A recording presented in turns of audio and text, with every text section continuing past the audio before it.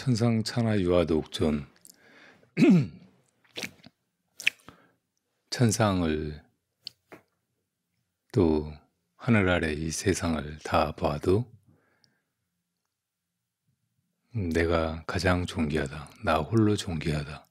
나보다 존귀한 존재는 없다. 이런 말 들어보셨죠? 부처님께서 태어나자마자 7걸음을 걸으시고 한 손으로는 하늘을, 한 손으로는 땅을 가리키면서 하셨다는 말씀이에요. 사자우라고 하죠. 그리고 성경에 보면 나는 곧 길이요 진리요 생명이다 라고 말한 예수의 말이 나옵니다. 이 둘 다 나라는 말이 나오죠. 이 질문을 어떤 분이 하셔서 여기에 대해서 여러분들이 우선 어떻게 생각하고 있는지 한번 정리해 보세요. 마음속으로 어떻게 보고 있는지. 누구의 말이든 말은 그 말 뒤에 숨은 전하고자 하는 메시지가 있죠. 그것만 그대로 전해진다면 말이 제 역할을 제대로 수행하는 거고, 그러면은 어떤 분이 좋은 의도로 좋은 말씀을 했을 때 그것이 다른 사람들에게 이렇게 좋은 도움을 줄 수 있겠죠. 그런데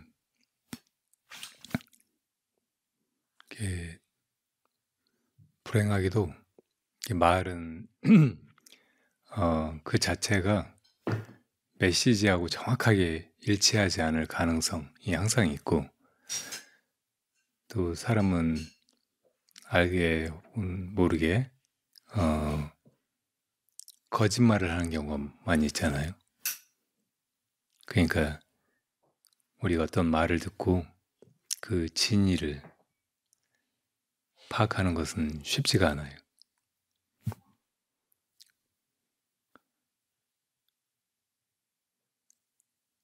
그 부처님의 말씀도 84,000 법문이 있지만 그 많은 말들이 진실로 무슨 뜻인가, 무엇을 부처님께서 우리들에게 말씀하시고 전달하고자 하셨던가, 이거를 제대로 보기는 참 어려워요.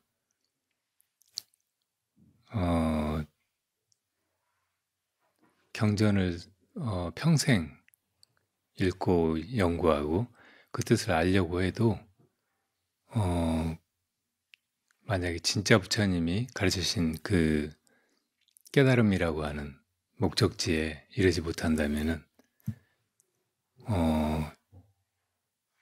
부처님께서 그런 많은 말씀을 하신 그 의도를 제대로 알지 못하고 말에 속아서 오히려 부처님의 그 본 뜻을 등지게 되는 거겠죠. 그러니까 우리가 경전을 읽을 때, 부처님의 말씀을 전해 들었을 때 항상 부처님께서 무슨 말씀을 하신 건지, 정말로 드러내고자 한 뜻이 무엇인지 이것을 참고하면서 해야 돼요. 자기식으로 그냥 해석하고 이제 알았다, 이해했다, 부처님 이렇게 말씀하셨구나 하고 단정 짓는 것은 굉장히 위험한 태도예요. 세상 살면서 다른 사람들의 말이나 혹은 부처님 말고 다른 성인이나 승의 말 역시 마찬가지죠. 이 부처님과 예수님의 말에서 다 나라는 말이 등장하는데, 지금 초점은 이 나라는 것이 뭘 가리킨 거냐잖아요. 얼핏 듣기에는 누구나 다 이제 나라는 말을 자기를 지칭하는 1인칭 대명사로 쓰니까 이 수많은 사람들 속에서 부처님 자신을 지칭해서 내가 이 세상에 또 이 세상 위에 하늘 세계가 있다고 해도 그 모든 세계 가운데 중생 가운데 가장 존귀한 존재다 그렇게 말씀하셨다고 보는 것이 일반적이죠. 근데 그렇게 그런 말을 들으면 중생들이 다 이 자아를 가지고 있기 때문에 누가 잘났다고 하면 별로 좋아하지 않아요. 그런 말 들으면 기분이 좋지가 않고, 그리고 저 사람이 겸손하지 못하다든지 혹은 되게 잘난 척한다든지 자기만 내세우고 자기만 옳다고 하고 자기 주장만 하고 그런 사람으로 그렇게 이해할 수 있어요. 그래서 이제 아마 어떤 스님들이나 혹은 이제 불교를 사람들한테 전하는 분들이 그때의 나는 부처님 당신만을 이야기하는 게 아니고 모든 사람 속에 있는 자아 혹은 이 자아의 그 허상이 깨져나가고 그 자리에 드러난 그 본성, 자기의 본성 혹은 자기의 마음, 이것이 저 하늘에서도 땅에서도 가장 존귀한 것이다, 높고 귀한 것이다 이렇게 말씀하셨다고 해석을 해주죠. 근데 이제 지금 이 질문하신 분은 내가 언젠가 이걸 그렇게만 볼 것이 아니고 정말로 부처님이 이 세상의 온갖 중생, 저 천상의 신들까지 포함해서 그 중생 중에 정말로 가장 존귀한 자여서 사실 그대로를 말씀하신 것이다. 이렇게 이제 얘기를 한 적이 있었거든요. 그래서 이제 그거에 대한 반박으로 다른 큰 스님이 그 나는 모든 중생들의 나이고 또 개체적인 자아를 넘어선 대야, 우리 모두가 다 하나인 그 자아 혹은 이제 부처님이 깨달으신 부처님의 성품 혹은 우리 모두의 근본 마음, 이것을 이제 이야기한 것이다 이렇게 말씀하셨다고 어떻게 생각하느냐고 물은 거예요. 그래서 제가 하고 싶은 대답은 이 두 가지를 다 봐야 된다는 거예요. 그러니까 부처님이 나라고 할 때는 사실은 부처님은 그 자아가 없는 존재라는 것을 확실하게 깨달으신 분이에요. 금강경에 통달 무아법자 증명재불 이런 말 있잖아요. 이 무아의 법, 사람마다 다 혹은 개체마다 다 우리가 분별해서 보면 다 자아가 있다고요. 근데 그 자아라고 하는 것은 분별할 때 만들어지는 것이지 언제나 있는 것 혹은 실상이 아닌 거예요. 그걸 넘어서서 이제 그 존재 자체, 이것을 볼 때 거기에는 개체적인 존재가 없고 그 본성이 드러나는 거죠. 그래서 이제 부처님의 경우에는 나라고 하는 것이 실제하는 것이 아니고 내 근본 마음, 불성, 이것만이 실제하는 것이고 이것이 진짜 나라는 것을 확실하게 깨달으신 분이란 말이에요. 그러니까 그런 존재가 부처님이 이 세상에 오셨을 때 아무도 없어서, 천상에도 없고 천하에도 없어서 무아를 깨달은 이것이 이제 정말 존귀한 것이고 가장 높은 것이고, 그리고 다른 사람들을 가르쳐서 그 무아의 자리에 이끌어서 다 사실은 자아 때문에 이 많은 고통을 당하고 생사에 허덕이고 있는데 거기서 건질 수 있기 때문에 당신을 존귀하다고 이야기하신 거예요. 그러니까 그것이 우리 모두 안에 들어있는 그 본성을 보라고 가리키는 것이기도 하고, 또 이제 그렇게 깨달은 분이 부처님 한 분이니까 부처님에게 와서 귀의하고 부처님에게 가르침을 듣고 또 부처님을 따라서 그 무아를 깨닫는 깨달음을 향해서 나아가라는 뜻으로 말씀하신 거죠. 그러니까 부처님만 잘났다 이렇게 말씀하신 것도 아니고 부처님의 그 마음이 가장 존귀다 이렇게 말씀하시는 것만도 아니고 진짜 부처님이 그걸 깨달으신 유일한 존재이기 때문에 우리도 그것을 깨달으라고 부처님이 내가 가장 존귀하다 이렇게 말씀하신 거란 말이에요. 그러니까 이렇게 이제 제가 말씀을 드리고 싶었던 거예요. 근데 이제 되게 다 이제 부처님 마음을 말씀하신 거고, 누구나 다 사실은 그 마음을 가지고 있으니까 누구나 다 존귀하다 이런 말씀을 하신 거다 이렇게 일반화 시켜버리기만 하면은 진짜 이제 부처님께 귀의하고 부처님을 스승 삼아서 무아의 그 진리를 깨달아서 부처님처럼 되는 길이 이렇게 막혀버린단 말이에요. 그러니까 그런 측면에서 제가 얘기한 것이라고 우선 이건 정리를 해드리겠고요. 예수님이 나는 길이요 진리요 생명이다 이렇게 말한 것은 이것도 이제 비슷하게 그 전통적인 기독교 신앙에서는 예수님만 하나님의 아들이고 혹은 삼위일체설에 의해서 하나님과 동격인 그런 존재이고 일반 그 외에 다른 사람들은 다 이제 하나님의 피조물이거나 종이거나 혹은 하나님의 은총, 예수님의 그런 가르침을 통하지 않고는 천국에 갈 수 없는, 구원에 이룰 수 없는 그런 존재들이기 때문에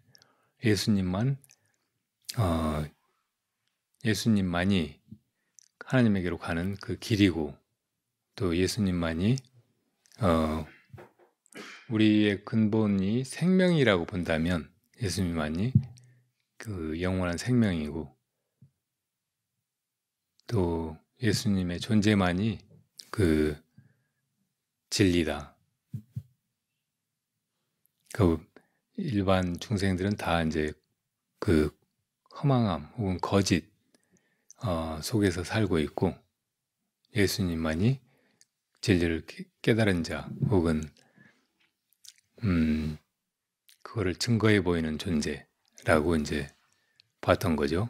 그런데 이제 그 근자에 들어서 어떤 불교적인 통찰을 가진 사람들이나 이렇게 명상 수행을 하는 사람들이 그걸 이제 다르게 해석하기 시작했어요. 예수님의 그 말도 누구든지 다 자기를 통해서 자기의 본성 혹은 자기가 십자가에 매달려 사라져버린 자리에서 드러나는 그 하나님의 존재, 본래 존재, 거기에 이룰 수 있다. 이렇게 얘기하신 것이기 때문에 그때 나는 예수님만을 지칭하는 게 아니고 누구든지 다 자기의 그 나, 이거를 길을 삼고 생명으로 삼고 그러니까 영원한 존재로 삼고 또 이제 그것을 그 진리의 길로 나아가는 길로 삼아야 된다고 이렇게 이제 해석하기 시작한 거예요. 근데 이것도 이제 깊이 들여다보면 그 말이 맞다고도 말할 수 있어요.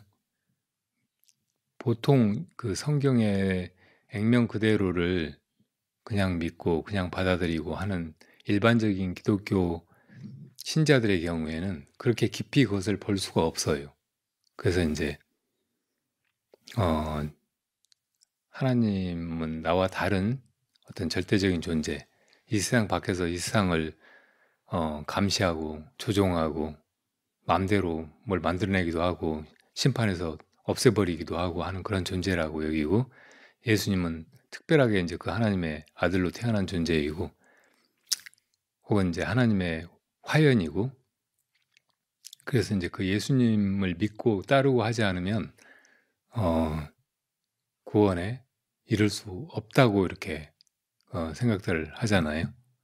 그런데 이제 조금 이제 불교라든지 더 높은 어떤 가르침을 접하고 그런 안목으로 이 이제 성경을 다시 보는 사람들이 그런 구절들을 가끔 이렇게 찾아내는 거예요. 예수님의 말 중에서도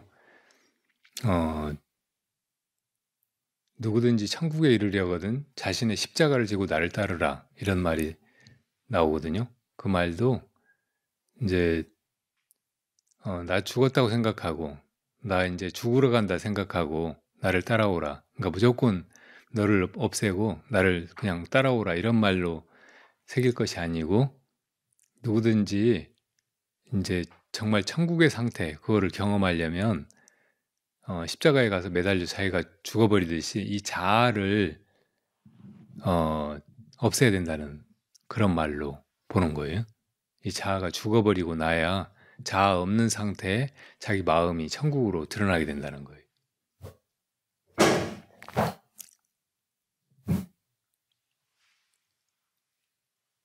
그런 맥락에서 이제 나는 길이요 진리요 생명이다 이런 말도 나가 이제 죽어버리려면, 나가 없다는 것을 깨달으려면 우선 나를 봐야 되잖아요. 그러니까 그 나가 있는 그대로의 나, 이게 이제 어리석은 나고 죄로 죄에 쌓인 나고, 그럴지라도 그것을 잘 보고 그것이 정말 있는가 없는가 살펴보고, 그리고 그것이 문제고 잘못된 것이라면 그것을 참여하고 없애고 할 마음을 가져야 이제 그것이 사라진 자리에 있는 그대로의 자기가 드러날 수 있다. 이렇게 이제 볼 수 있게 되는 거죠. 그러니까 그렇게 보면 이게 불교하고 별로 차이가 없어 보여요. 부처님이 무아의 통달에서 가장 존귀한 신자가 된 거, 열반에 이르신 거, 이거하고 별로 차이가 없어 보인다. 근데 기독교 역사에서 이런 통찰을 가진 사람은 거의 없었던 것 같아요. 요즘에 와서 이제 불교라든지 이렇게 수행, 명상 뭐 이런 것에 관심을 가진 사람들이 자기 안목이 생겨서 성경의 그런 구절들을 찾아내고 그렇게 해석을 해내는 거지. 그냥 성경을 보고 그대로 믿고 거기에 충실히 따르고자 했던 수많은 독실한 기독교인들은 그렇게까지 해석을 못해서 그런 건 대단히 불손하고 하나님의 도전하는 그런 일로 여겨서 그냥 하나님의 존재나 예수님의 존재를 절대시하고 거기 이제 순종하고 자기를 던져서 복종하고 막 이렇게 하는 것이 구원의 길이라고 그렇게 알고 살아왔을 뿐이죠. 근데 어떤 가르침이라고 해도 이제 해석을 다양하게 할 수 있는데 그 중에서 이제 그 말의 의미를 최대한 살려서 가장 좋은 메시지를 얻을 수 있는 그런 해석이 있다면 좋은 일이죠. 그러니까 성경에 있는 이야기들도 그렇게 이제 해석이 되고 많은 기독교인들이 전통적인 그런 해석에 매몰돼 있지 않고 그런 통찰에 이를 수 있다면 참 좋은 일이라고 생각이 들어요. 대부분의 그런 이제 그 말이라든지 혹은 종교의 교리 혹은 신의 이름 이런 데 집착한 종교인들이 다른 종교인들하고는 절대 화목할 수가 없잖아요. 서로 다투고 전쟁까지 일으키고 뭐 상대방을 죽여도 그것이 죄가 아니라고 생각하고 뭐 이런 것이 인류 역사에서 수도 없이 벌어져 왔고, 그렇기 때문에 이제 종교를 정말 높은 안목으로 깊이 이렇게 재해석해서 종교마다 가진 그런 편협성, 배타성 이런 것에서 그 종교 지도자 혹은 그 종교를 처음 창시한 사람들의 메시지를 제대로 이끌어내리는 노력이 굉장히 소중하다는 생각은 들어요. 어떻든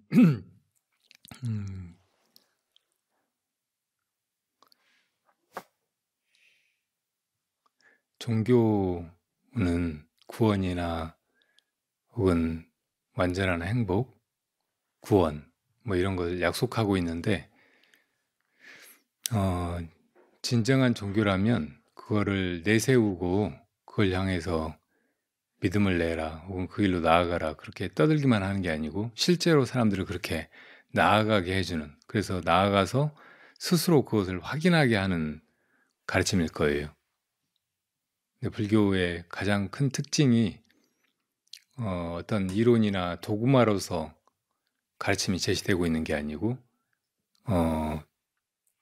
누구든지 다 그 길로 가면 깨달음이라고 하는 동일한 목적지에 이룰 수 있는 그런 길로서 제시되고 있다는 것이잖아요. 그러니까 우리가 세상에 많은 종교들 가운데 불교에 인연이 닿고 불교에까지 나오게 됐다는 것은 정말 다행스러운 일이에요. 그렇지 않고 그냥 말로만 어떤 것을 이해하고 믿고 추종하고 뭐 그렇게 하면서 그걸 구원의 길이라고 착각하고 있으면 세상에서는 다른 믿음을 가진 사람들과 대립하고 싸우기만 하고 진리 결론은 별로 나아가 보지도 못하고 그리고 안으로 성장하고 또 그 길로 진실하게 나아가서 자기 스스로가 점점 더 밝아지고 맑아지고 또 온전해지고 그래서 이제 궁극에는 깨달음까지 이르러야 할 텐데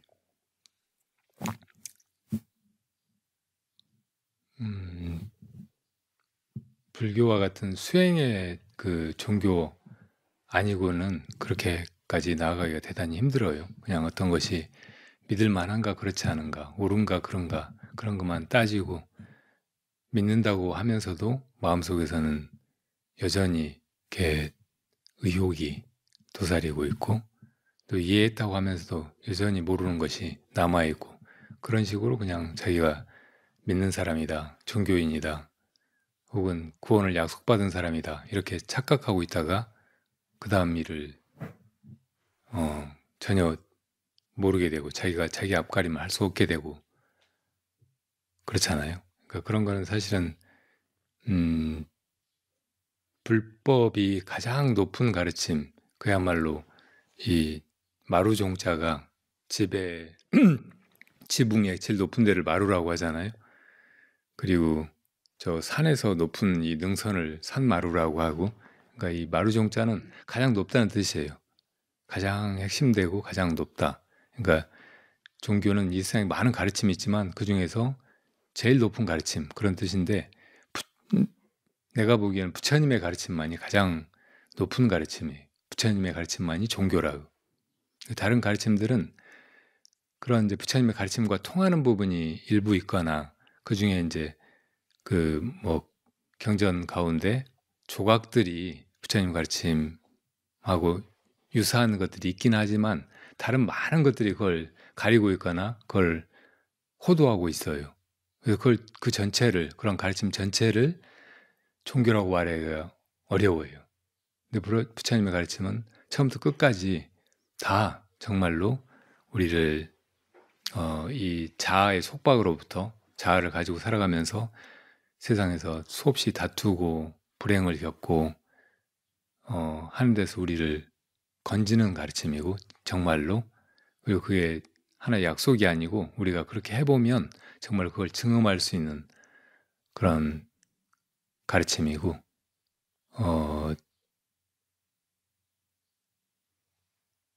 또 이제 수많은 그 가르침들이 다 중생의 근기에 따라서 이렇게 서려진 가르침이란 말이에요. 그래서 이제 이 가르침과 저 가르침이 어떤 때는 조금 다르게 느끼기도 하고 다른 용어나 이론 구조를 가지고 서려졌다고 할지라도 그게 자기한테 맞기만 하면 너무나 완벽한 가르침이에요.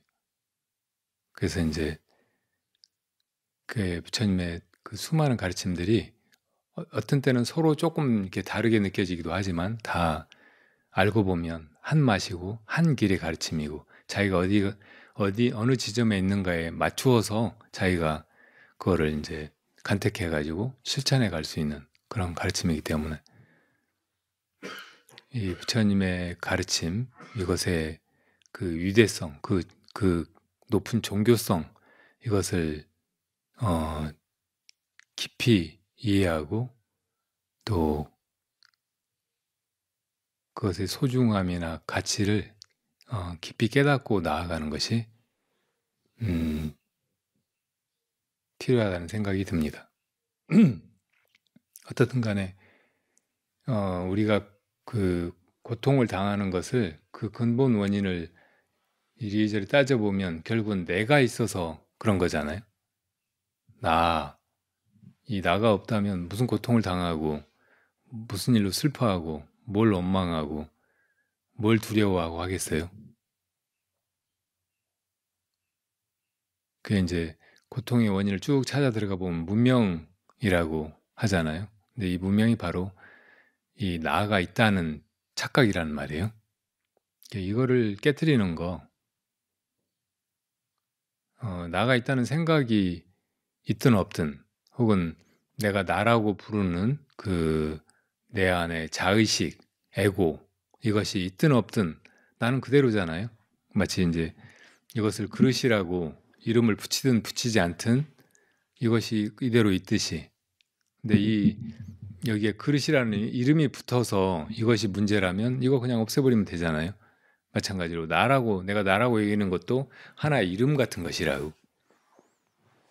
하나의 생각, 하나의 말에 불과하다는 말이에요. 그러니까 우리의 근본 의식에서 일어난 하나의 그 생각, 내가 있다는 어떤 느낌 같은 것이란 말이에요.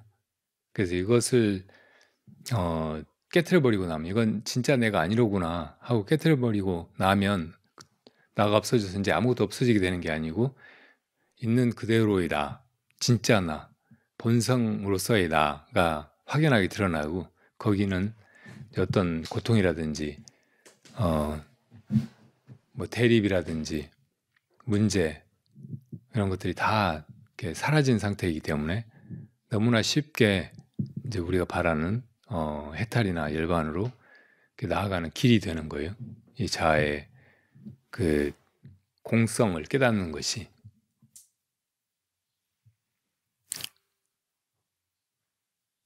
그래서 이제 그 길로 나아갈 때 너무 이제 이 무아에 대해서든 열반에 대해서든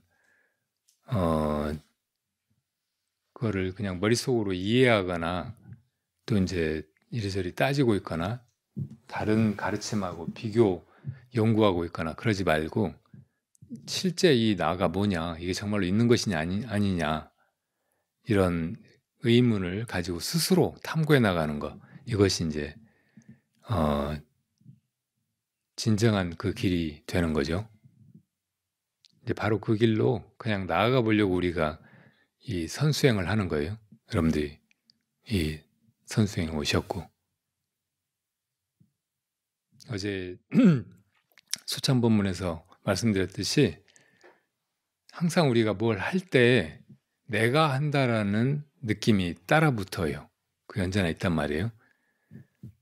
내가 뭐 한다 그런 마음을 가지고 말하거나 생각하거나 행동하면 그게 다 업이 된다고. 그러니까 자기가 한다 이런 느낌으로 행동하는 것은 다 업이에요. 카르마, 자기가 지어가는 것이 된다고. 그리고 그 결과가 고락을 불러오는 거예요. 뭐 선업을 쌓으면 좋은 마음으로 뭘 말하거나 행동하거나 하면은 좋은 결과가 오겠죠. 그건 별로 문제가 없다고도 할 수 있는데 이 업을 근본적으로 떠나지 못하면 이런저런 업을 짓다 보면 악업도 짓게 되고 그게 고통을 불러오는 거예요. 그러니까 자기가 지어서 그 고통을 자기가 받는 거란 말이에요. 이 순환에서 벗어날 수가 없어요. 그 수행이라고 하는 것은 이 업에서 자유로워지는 거고 업을 더 이상 짓지 않게 되는 거고, 근데 이제 그 방법으로 가장 높은 방법으로 제시되는 것이 과연 이것을 네가 하는 것이냐 이렇게 물으라는 거란 말이에요.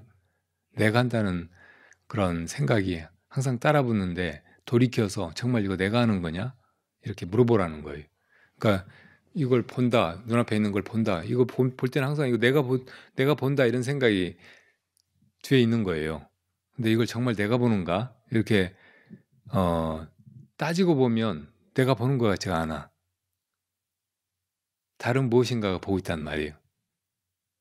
그러니까 이렇게 그럼 뭐가 보고 있지? 이렇게 물음으로써 내가 보고 있다는 그 착각 이걸 깨뜨려 버려야 된다는 거예요.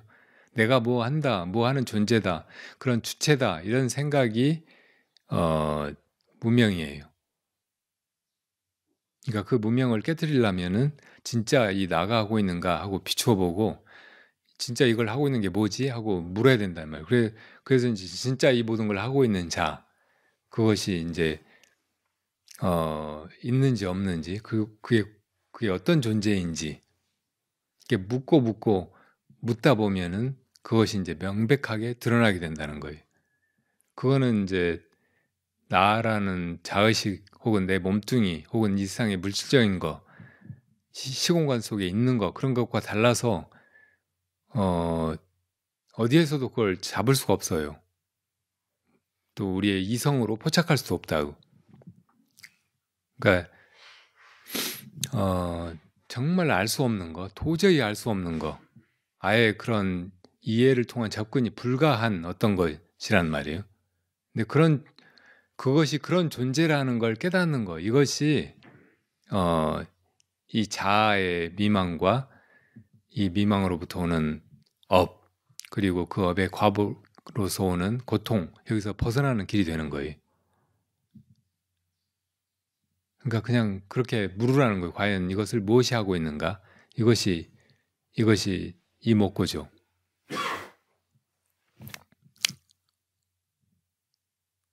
그래서 이제 고통도 없고 자아도 없고 업도 없고 한 그 본래의 마음, 본래 그거 이것을 이제 참고하는 것이 자아를 스스로 없애려고 하면 혹은 다른 사람이 없애려고 하면 정말 고통스럽고 막 극도로 안에서 반발하게 되잖아요. 근데 그런 수고를 다 생략하고 그냥 자동적으로 아주 자연스럽게 너무나 편안하게 진실하게 이 자아를 그냥 놓아버릴 수 있게 되는 거예요. 자아에 대한 그 집착이 너무나 강한데 그 무엇으로도 끊기가 힘드는데 이 질문, 최상승의 방편으로 그냥 그게 본래 없었다는 것을 단박에 스스로 볼 수 있게 되는 거예요. 이게 깨달음이라는 거예요. 그러니까 이 모든 걸 하고 있는 참 존재, 그거는 우리가 알 수 없는 것이에요. 그렇지만 의심하고 이게 뭔가 이렇게 묻고 해서 이것이 있지 않은 것인데 이것이 다 해가고 하는 바 없이 해가고 있구나 라는 것을 깨닫는 거예요. 이거를 이제 그 보조국사 스님은 단지 불회 시즉 견성 이렇게 말씀하셨어요. 이것의 존재가 알 수 없는 것이라는 것을 아는 것, 이것이 견성이다.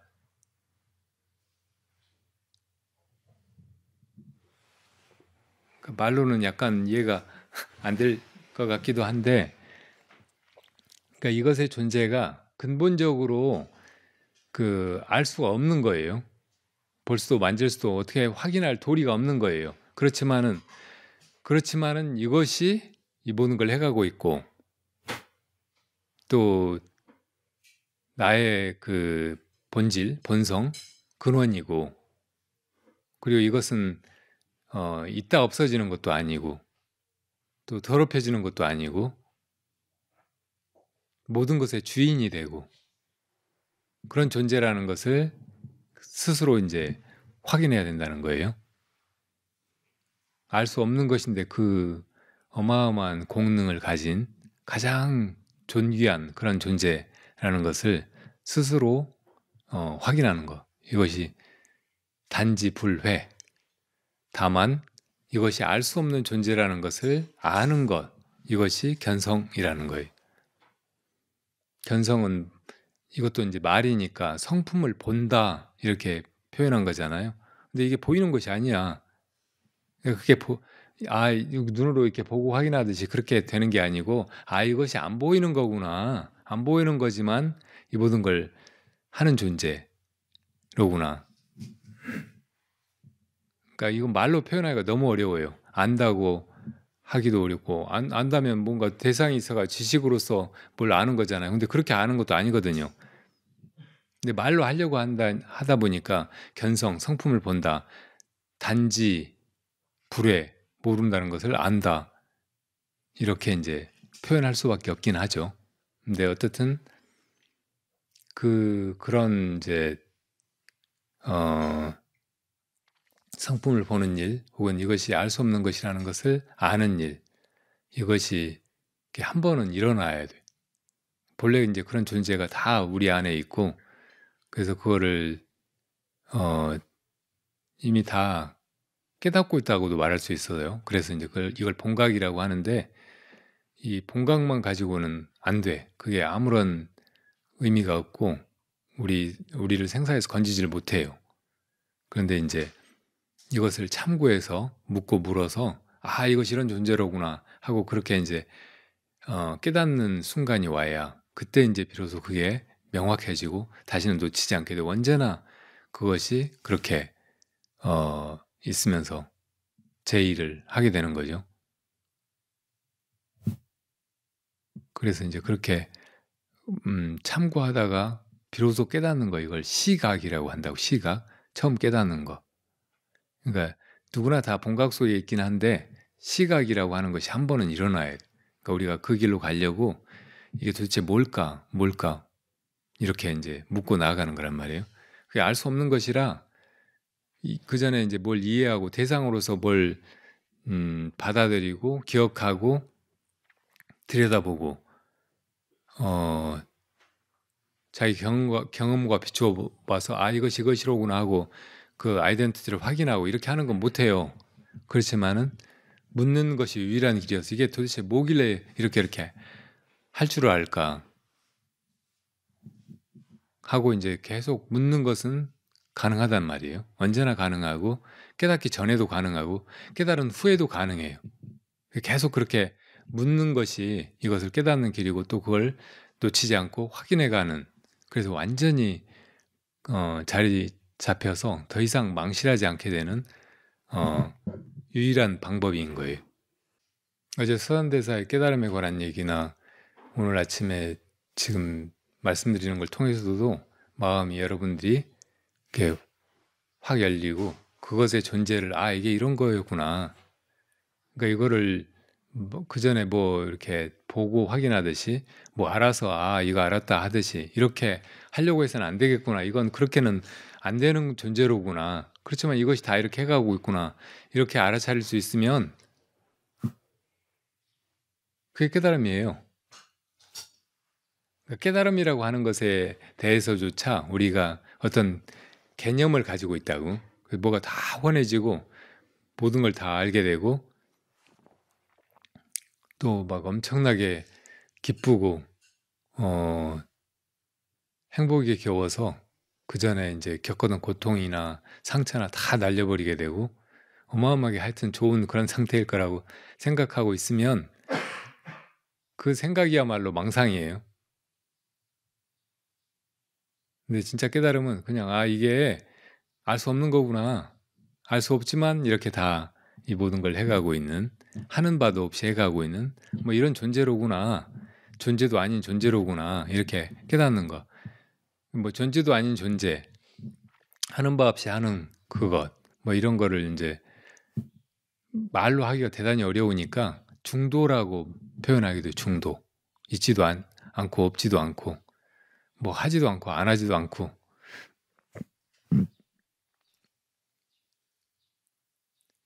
이제 볼 수 있는 것도 아니고 볼 수 없는 것도 아니고 알 수 있는 것도 아니고 알 수 없는 것도 아니고 아는 것에도 모르는 것에 속하지도 않고 뭐 이런 대단히 어떻든 표현하기는 어려운 그런 존재여서 그냥 한마디로 중도라고 한다고. 그러니까 우리가 아는 거, 보는 거 이런 거는 다 주객이 나눠져 있고 이것과 저것, 옳은 것과 그른 것 이게 다 대립 속에서 그런 일이 이루어지잖아요. 근데 이거는 그런 이제 대립적인 분별로는 도저히 접근할 수 없고 그것을 깨달을 수 없으니까 중도적인 방법으로 접근해야 된다는 거예요.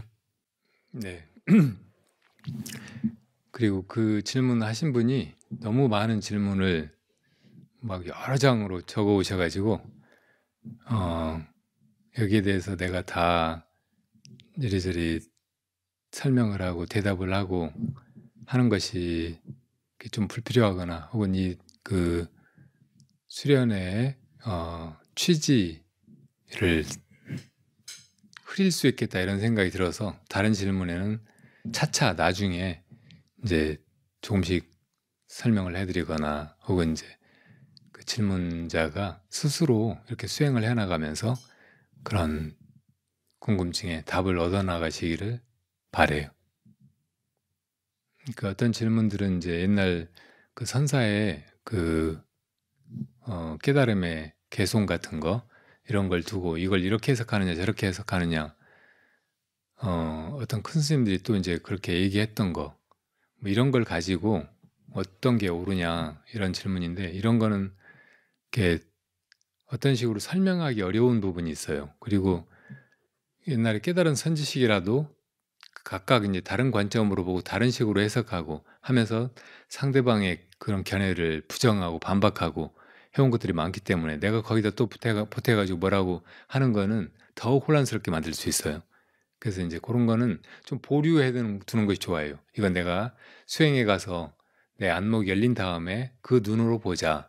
지금 내가 이게 옳은지 그런지 이렇게 판단하는 건 속단이 되기가 쉬우니까.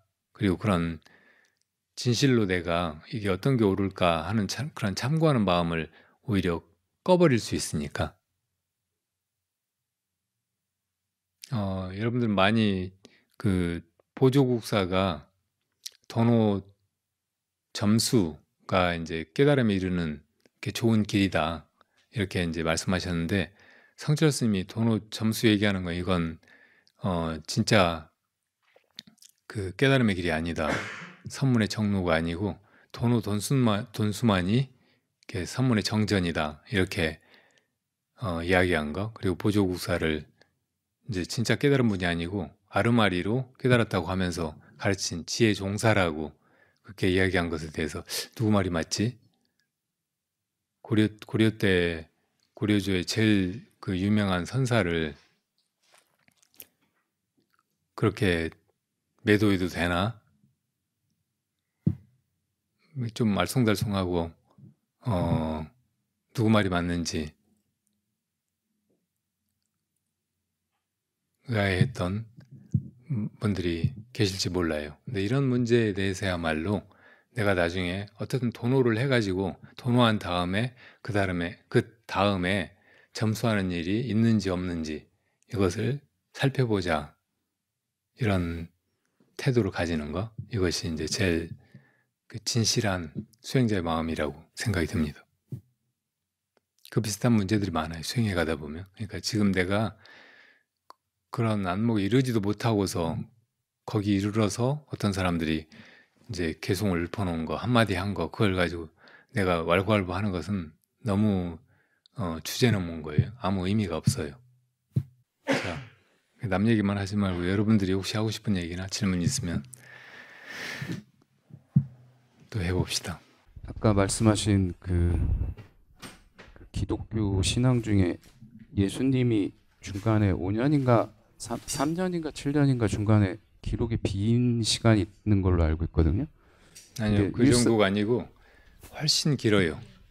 예. 그러니까 어릴 때 17년인가 어마어마하게 긴 어릴 때 이제 그 뭐 종교 지도자들이나 뭐 이런 사람들을 만나서 깜짝 놀라게 하는 그런 이야기를 했던 거 거기까지 이제 행적이 나오고 내 공관 복음에도 완전히 그 예수 일대기에서 그 시간은 비어 있는 거예요. 그러다가 이제 30살에 갑자기 나타나서 한 3년 정도 설교를 하고 하다가 이제 십자가에 못 박혀 죽었다고 하잖아요. 예수의 일대기 자체가 굉장히 그 모호해요. 그 많은 시간이 비어 있는 것이 납득이 안 가고 그리고 뭐 처음에 동정녀에서 태어났다는 거 그리고 진짜 하느님의 아들인가 아닌가 혹은 나중에 이제 십자가에 못 박혀 죽고 나서 부활을 했는가 안 했는가 뭐 이런 것이 대단히 모호해서 그걸 이제 문헌이라든지 종교적인 자료를 가지고 연구하는 사람들은 그런 이제 성경에 나온 기록하고 다른 예수의 일생이 흔적이 많이 발견된다. 인도나 티벳 이쪽으로 여행을 하면서 많은 이제 그 종교를 섭렵하고 거기서 수행도 하고 어쩌면 거기서 어떤 이렇게 위대한 통찰을 이루고 그래서 이제 그 결과를 가지고 유대 땅으로 돌아가 가지고 거기 사람들한테 그 가르침을 전하려고 했다. 뭐 이렇게 이제 주장하는 사람들이 많고 심지어는 어떤 사람들은 워낙 모호해서 그때 이제 그 이제 중동 지중해 이쪽의 사람들이 어떤 사람을 부를 때 출신을 같이 붙여가지고 얘기하거든요. 그러니까 예수는 나사렛 지방에서 태어난 예수 이렇게 불렀단 말이에요. 나사렛 예수 이런 식으로. 근데 예수라고 하는 그 이름은 되게 많았다는 거예요. 우리나라의 뭐 철수, 영수 같은 이름이었다는 거예요. 그러니까 그 많은 예수 중에서 나사렛 지방 예수라고 해도 나사렛의 예수가 한둘이었을 가능성이 별로 없을 정도로 많다는 거예요.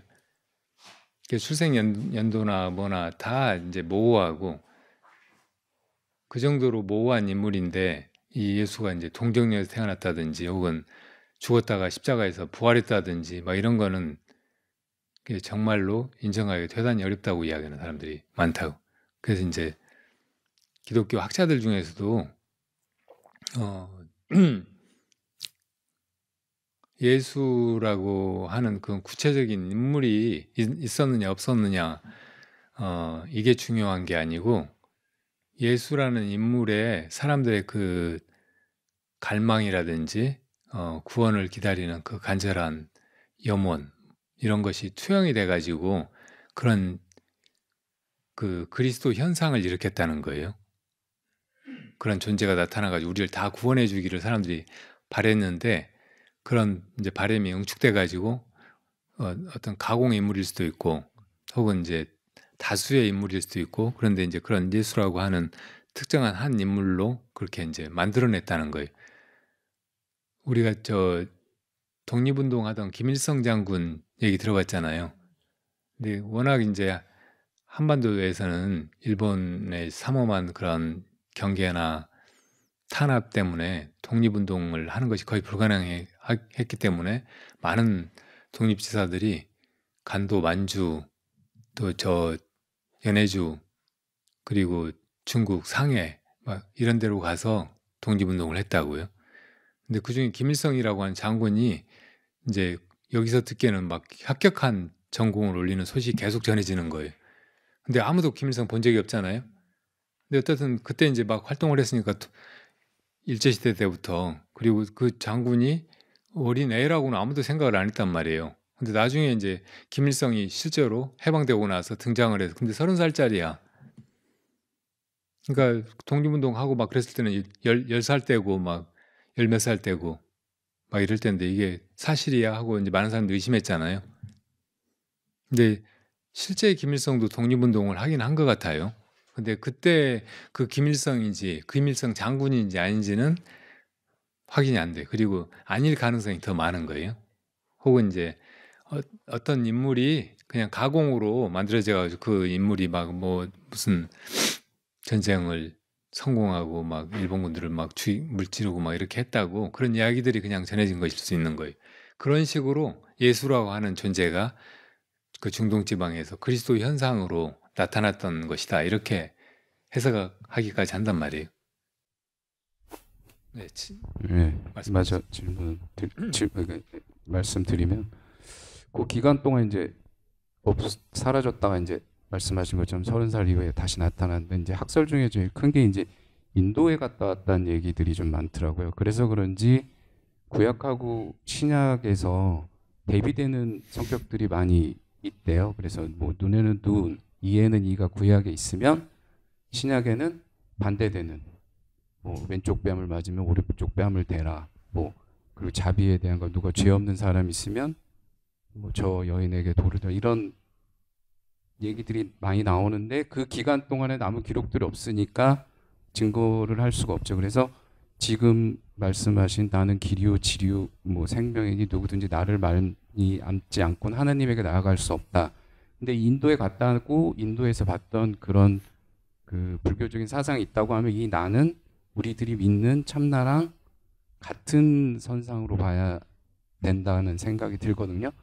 근데 원래 그 불교에서 말씀을 아까 말했던 천상천하 유아독전에서 유아를 똑같이 해석할 수 있거든요. 이건 부처님이 얘기했으니까 이건 부처님만 존귀한 거고 우리는 그분의 종으로서 부처님을 열심히 믿어야 돼라고 그 이후에 수많은 선지식들이 정의를 내렸으면 아마 우리도 그렇게 따라갔을 거예요. 그런 생각이 들더라고요. 그러니까 예수님의 그분도 너희들의 참나, 너희 하나하나 고귀하니까 너희들의 참나를 찾지 않고는 하나님에 나아갈 수 없다라고 예수님은 얘기했는데 그 밑에 있는 사람들이 몰라서 그랬을 수도 있고 아니면 예수님을 신격화해야 자기들이 제사장으로서의 자리를 유지할 수 있어서 그랬을 수도 있고 어떤 목적이 됐든 오해가 됐든 진실이 됐든 다른 길을 간 거죠. 그래서 그 기독교 자체 내에서는 똑같은 하나님을 믿어도 예수님이 선지자면 예수님이 선지자일 때 또 한 파가 나뉘고 뭐 성모 마리아가 되면 또 성모 마리아가 한 파가 나뉘고 그럼 뭐 모하메드인가요? 그럼 또 이슬람 그 서로 완전히 오히려 뭐 불교라 기독교 관계보다 더 악랄하죠. 자기들끼리. 왜냐하면 선명성 경쟁이니까 자기들이 살아남아야 기독교의 유일한 그게 되니까. 그래서 더 이렇게 많이 싸우고 하는데 우리는 어떻게 말하면 그 훌륭한 선지식들 여러 조사님들이 자기를 가르쳐준 스승의 뜻을 올바로 알아서 우리들한테 이렇게 참나를 배우고 지금 우리가 여기 와서 이렇게 또 뭐 진리를 배우고 나에 대해서 공부하는 이렇게 될 수 있는 게 너무 감사해야 되지 않나 이런 생각이 들고요. 또 아까 잠깐 말씀하신 게 이렇게 부처님하고 나와의 관계 똑같은 불성을 갖고 있는 관계인데 어떻게 신심을 가지고 존경하는 마음을 가져야 되나 그런 문제는 만약에 여기 법정 스님이 살아서 계신다면 이렇게 편하게 앉아 있을 수 없겠죠. 다 머리를 조아리겠죠. 그 법정 스님의 스승 효봉 스님이 오신다면 얼굴조차 못 들을 거예요. 근데 부처님은요. 그 효봉 스님의 그 위에 60몇 대 스승이거든요. 그럼 우리들이 어떤 신심을 가지고 대할 수 있을까요? 저는 그런 생각이 들어요. 그러니까 우리의 스승의 스승이 그 부처님을 더 공경하고 존경하고 그래야 되지 않나. 그래서 우리들이 어떻게 보면 감사해야 되지 않나. 그 훌륭한 선지식들이 이 나를 우리는 대단한 종교잖아요. 살불살주하는 종교잖아요. 뭐 부처님도 살불살주하는 종교이기 때문에 그런 감사함을 가지고 더 열심히 수련하고 참나를 배우기 위해서 노력해야 되지 않나 이런 생각이 들어서 한 말씀 올렸습니다. 감사합니다. 네, 다 좋은 말씀이에요. 저는 저 개인적인 체험을 잠깐 말씀드리려고 네. 하는데 어느 날 밤에 자다가 깼어요. 이제 일이 있어서 깼는데 한 2시나 된 것 같았거든요. 2시나 됐는데 이제 볼일을 보고 나서 이왕 깬 거 잠시 앉아 있다가 자야 되겠다 하는 그런 생각으로 좌선을 시작했었는데 잠시 앉아 있다가 보니까 약간 방이 덥다는 그런 느낌을 가졌어요. 네. 이제 불을 꺼놓고 앉아 있었는데 창문을 열어야 되겠다는 생각으로 일어나서 더듬거리면서 창문 쪽으로 향하다가 침대 모서리에 무릎이 탁 부딪혔어요. 근데 그 부딪히는 순간에 이 아는 이놈이 너무나 역력하게 진짜 뭐 아주 순간적으로 팍 느껴졌어요. 그 자선을 마치고 자고 다음날 일어났는데 그 전에도 잠깐씩은 그런 게 있었지만은 그 이후부터는 뭐라 그래야 될까 소소영령하다고 하는 그런 것들이 아주 완전히는 아니지만 그래도 거의 따라다니는 듯한 그런 느낌이었거든요. 네. 그런 느낌을 가지고 있었는데 또 며칠 후에는 저 행선을 하다가 계속 걷고 했는데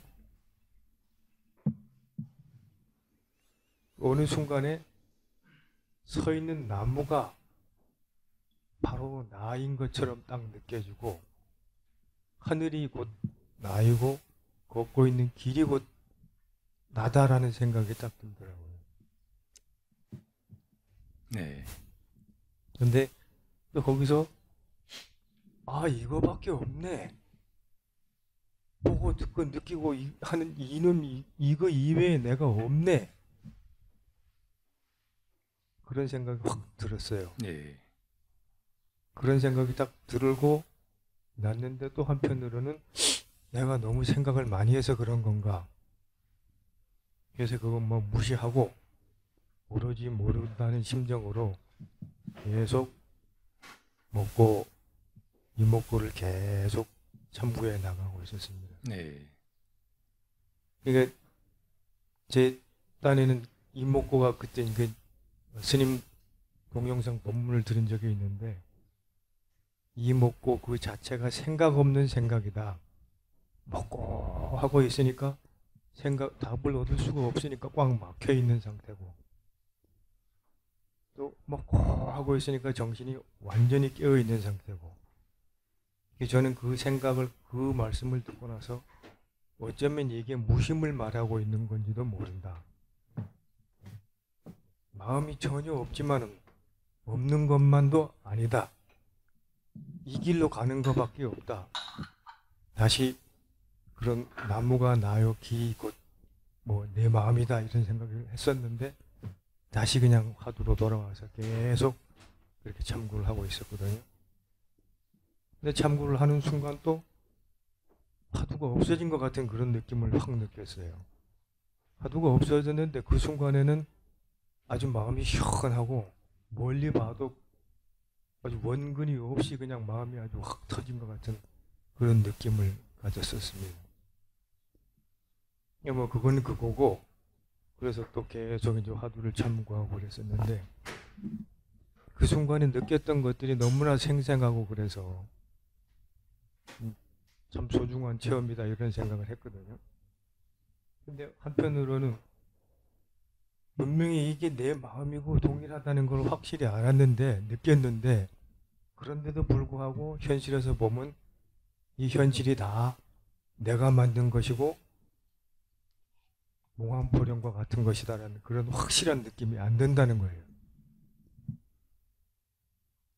그래서 제가 9월 선 수행에 참여하게 된 동기도 이 의문을 좀 풀어보자 그런 의미에서 왔거든요. 여기서 이제 와서 수행을 하면서도 계속 그 이목구를 이제 하다가 보면은 어느 순간에 마음이 철컥 내려앉는다고 하는 그런 표현도 그렇고 그러고 나서는 생각이 없어져요.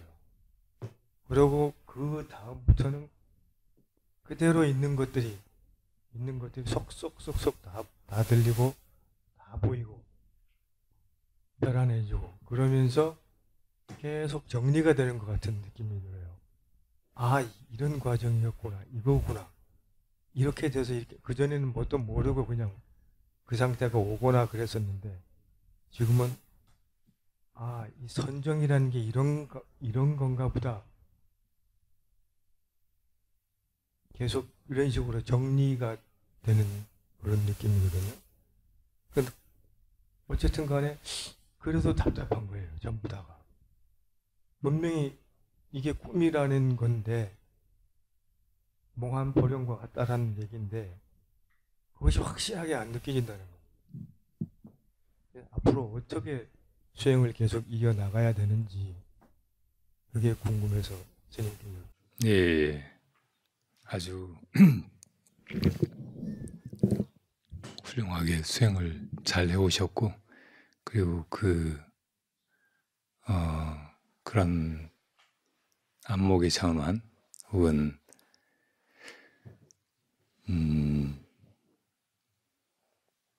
이렇게 달라진 경계 체험들이 다 이렇게 바른 것들이고 바른 길로 나아가면서 의례껏 겪는 과정이고, 이럴 때 사실은 이제 선지식을 찾아가서 이렇게 점검을 받는 것이 제일 중요해요. 혼자의 그 체험은 아주 진실하고 너무나 분명한 것이지만, 혹시 만약에 이게 중간에 경계이거나 잘못된 것이면은 거기만 의존하고 있고 그걸 다라고 알고 있으면은 이제 수행이 거기서 중단되고 어떤 때는 시작하지 않으면 못하게 돼버리니까요. 그게 아주 잘 오셨고, 이제 그 이따가 독참에서 제가 이제 이런저런 공안으로 그거를 물어보고 점검을 하고 할 테니까 거기 이제 대답을 해보시면 돼요. 그러다가 막히면 이제 그런 공안 가지고 또 이제 의심을 이어가고, 그래서 이제 뚫어내면 되거든요. 깨달은 분들의 한마디 말, 거동, 이런 거를 공안이라고 하잖아요. 공안은 옛날에 관청의 공문서 이런 뜻이었대요.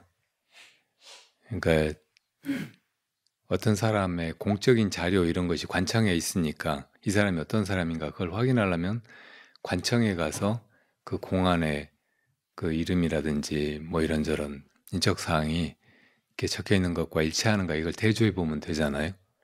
그래서 이제 공안의 그 1차적인 목적은 이 사람이 이렇게 눈을 제대로 떴는가 그렇지 못한가 이걸 가려내는 거예요. 그리고 그 다음의 목적이 이제 사람들 마음의 눈을 뜨게 하려고 이제 이거 보라고 이렇게 제시하는 거예요.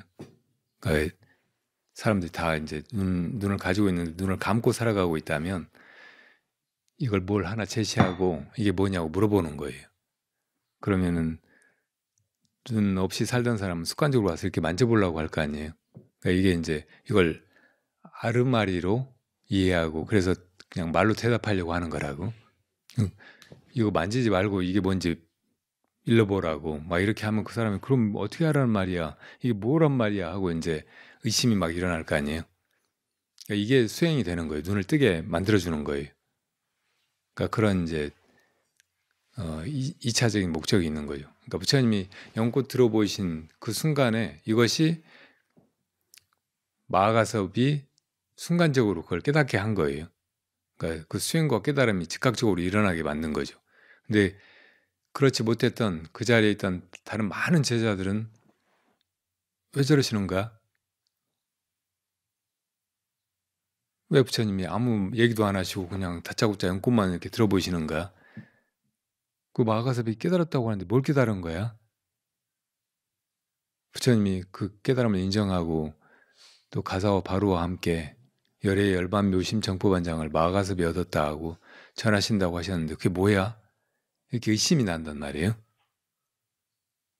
그러니까 부처님이 이렇게 연꽃 들어보신 걸로 마가섭이 깨달아버린 것을 즉시 점검하신 거고, 또 수많은 다른 제자들에게는 그 깨달음을 향해서 나아가도록 그걸 의심해 가도록 이렇게 수행을 촉발시키신 거죠. 그러니까 이제 우리가 이목구라든지 다른 많은 공안들에 의심이 생겨가지고 그거를 이제 참고해 가다 보면 마가섭이 그랬듯이 제일 쉽게 바른 깨달음에 이르게 돼요. 그거는 뭘 안 거하고는 좀 달라요. 부처님의 말씀을 듣고 그걸 이해한다든지 분별로 뭘 알아보는 거. 아, 이건 찻잔이로구나. 저분은 부처님이로구나. 뭐 이렇게 이제 알아보는 거 이런 거하고는 다른 거란 말이에요. 이제 그런 체험을 깨달음을 이루고 나면은 이제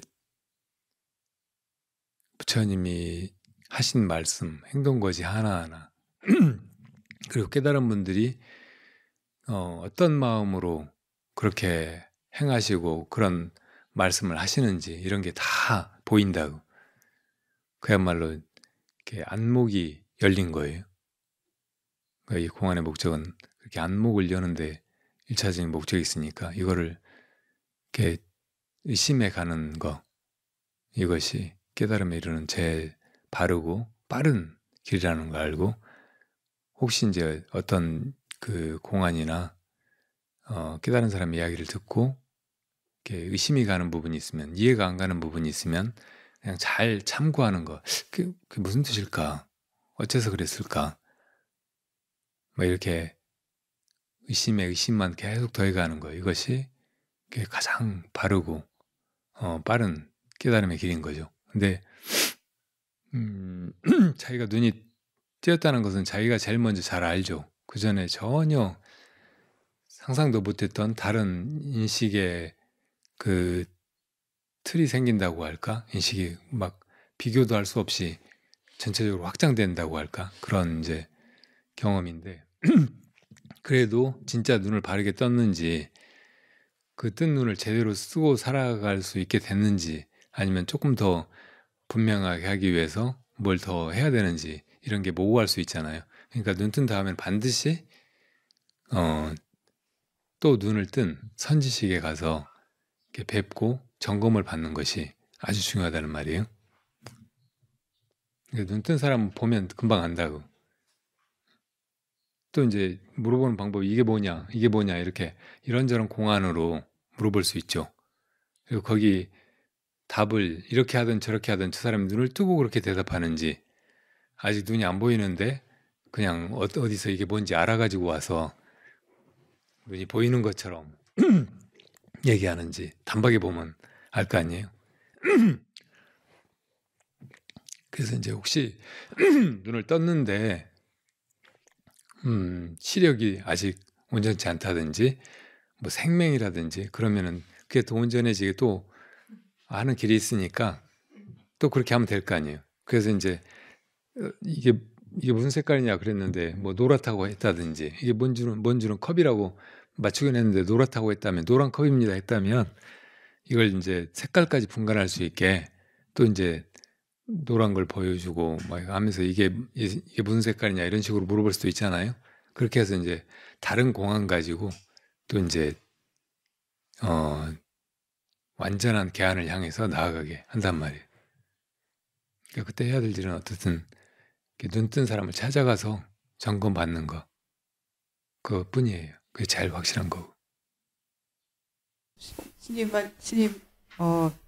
어제부터 그렇고 이제 그 화두하는 법을 이런저런 화두 가르쳐 주셨고, 그런데 또 공안 스님 독참 시간에 스님 주신 공안을 아직도 못 풀어가지고 이제 끙끙거리고 있는데, 그렇다면 화두를 하는 것이 나은가요? 공안을 푸는 것이 나은가요? 그게 이제 첫 번째 여쭙고 싶은 거고요.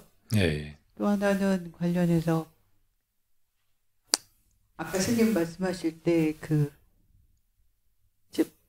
모른다라고, 결국 모든 것을 모른다라는 것을 알면 된다라고 하셨는데, 요즘 이제 저희 유튜브에 핫하게 나오는 어떤 스님의 그 수행 방법과 또 이제 다른 어떤 혹시 동서양 철학을 통섭했다라고 하시는 어떤 학자분의 그 수행 방법이 이제 숭산 스님이 하셨던 모른다라고 하면 된다고 하시거든요. 그러니까 모른다라는 마음이면 그게 깨달은 마음이다라고 공통적으로 하셔서, 그렇게 하면 이제 한동안 그것도 해보다가 이제 또 스님한테 화두 받고 화두도 하다가 해서, 근데 이제 의심하는 마음을 내는 거나 그걸 유지하는 면에 있어서는 이제 스님이 주신 화두를 잡는 것이 더 낫다라는 생각이 들었는데, 그렇다고 아까 말씀하신 거 들으니까 그렇다고 모른다라는 것이 그냥 모르니까. 지금 화두하고 공안을 다르게 구분해서 얘기를 하셨는데, 네. 화두는 뭐고 공안은 뭐라고 생각해서 그렇게 말씀하시는 거예요? 화두는 이제 이 먹고나 이것이 무엇이 듣지 무엇이 묻지라고 하는 네네. 그거라고 그거고, 생각을 했고 네, 공안은 공안은 이제 스님이 주신 내가 그, 점검하느라고 예. 독참할 때 물어본 거. 예. 예, 예. 그래서 보통 여기서 화두 들라고 할 때는 이제 화두로 하고 음, 공안은 해결이 안 돼서 음. 가끔 끙끙거리 네네네. 이렇게 하는데 예. 어떤 것을 해도 괜찮은 건지 아니면 그리고 화두를 다른 분들은 이제 모른다라고 해도 된다라고 하는데 그것도 괜찮은 건지 아, 예. 여쭙고 싶습니다. 네. 우선 이제 화두라는 말과 공안이라는 말은 전혀 다르지 않은 두 용어로 그렇게 쓰여요. 그런데 이제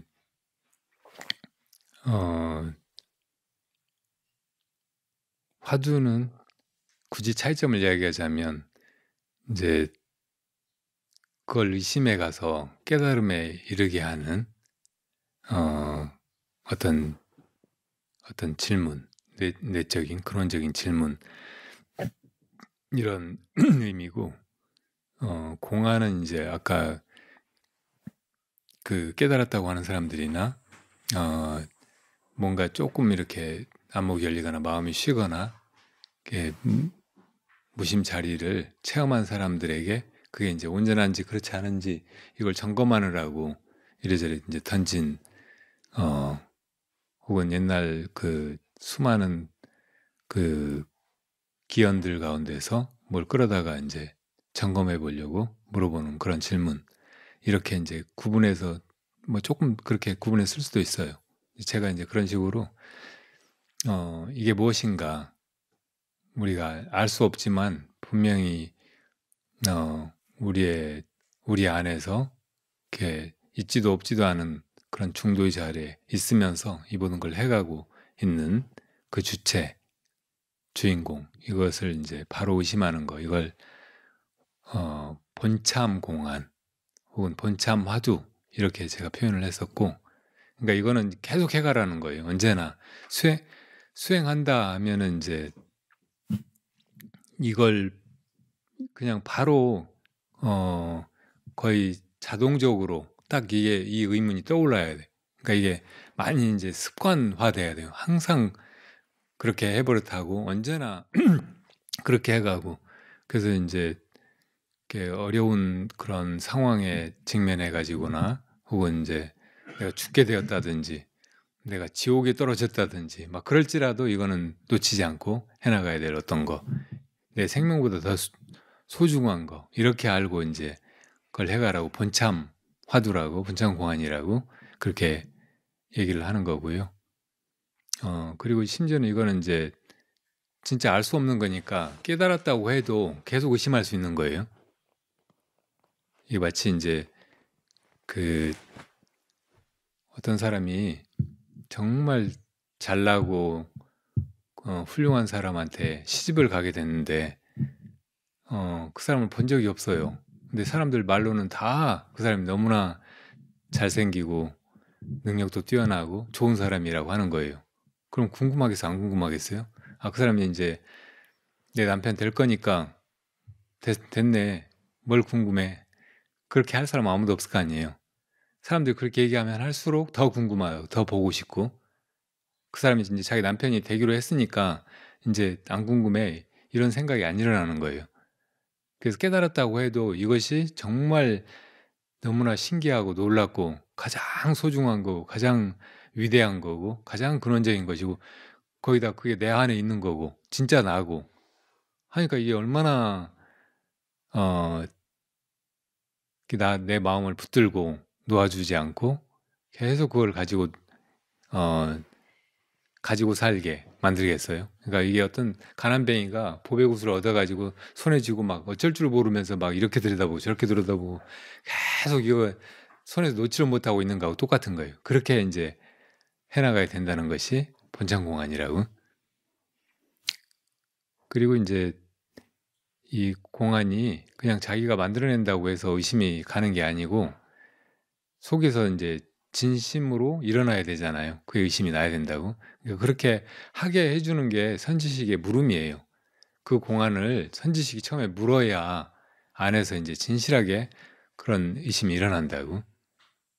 자기 안에 이제 그 막연하게 있었다고 해도 선지식이 딱 그렇게 물었을 때 대답을 못하는 상황을 자기가 딱 닥쳐봐야 그게 이제 진짜 막 궁금해지기 시작한다고. 놓을 수 없게 돼버리는 거예요. 그래서 이제 그런 본참 공안은 깨달은 선지식에 가서 그 질문을 받는 것이 아주 중요해요.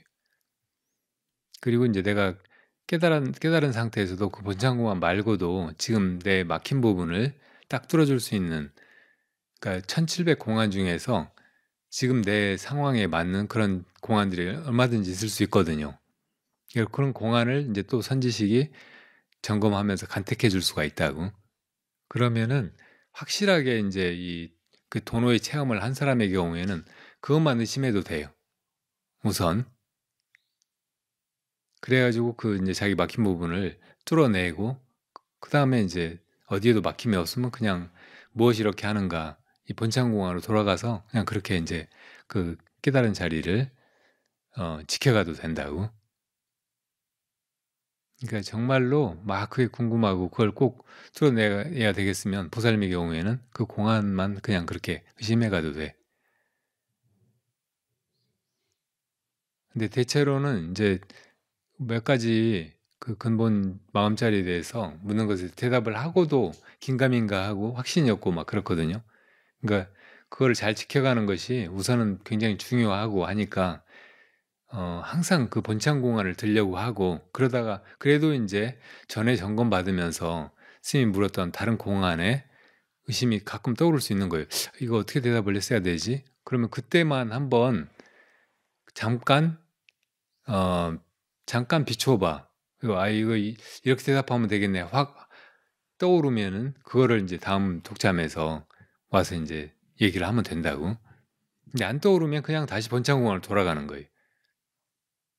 무엇이 이렇게 하는가, 혹은 이목고 이렇게 이제 쭉 해가다가 그래도 또 이제 그 전에 대답 못했던 공안이 떠오르면 그때만 또 어떻게 대답하지 해보고, 답이 떠오르면 나중에 대답하고, 안 떠오르면 그냥 다시 본창공안으로 돌아가고 이목구로 돌아가고, 이렇게 해가는 것이 일반적으로는 제일 나은 것 같아요.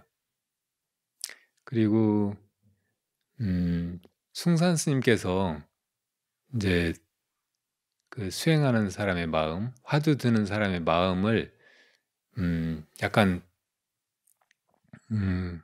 브로큰 잉글리시로 don't know mind라고 표현을 했거든요.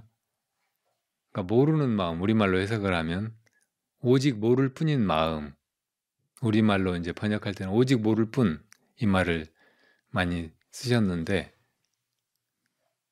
근데 이게 화두 드는 마음을 그렇게 표현한 거지, 화두도 모르는 사람이 그냥 모를 뿐인 상태로 간다고 해서 이게 수행이 되느냐? 전혀 아니에요. 다 사람들 모르죠. 화두 들이대면 누가 알겠어요? 모르는데 모르는 채로 그냥 이대로 있는 마음? 이게 수행이에요? 아니라고. 거기 의심이 있어야 되는 거예요. 그래야 모르는 마음이 사실은 지켜져 가고 오직 모를 뿐인 그 마음 상태가 쭉 유지돼 가는 거라고. 수행이 깊어져 가고, 그래서 이제 그 화두를 타파하게 되는 깨달음에까지 나아갈 수 있는 거예요. 그래서 제가 오직 모를 뿐이 아니고 오직 물을 뿐이라고 다시 해석을 해드리기도 했어요. 그냥 물으라고, 다른 거 아무것도 붙이지 말고, 내가 안다는 생각, 깨달았다는 생각, 못 깨달았다는 생각, 수행한다는 생각, 뭐 이런 것도 다 붙이지 말고 그냥 화두만 묻고 계속 그렇게 이제 의심만 해가는 그런 상태를 숭산 스님이 말씀하신 거고, 그거를 이제 표현을 하다 보니까 only don't know라고 하신 거고, 그게 이제 사실은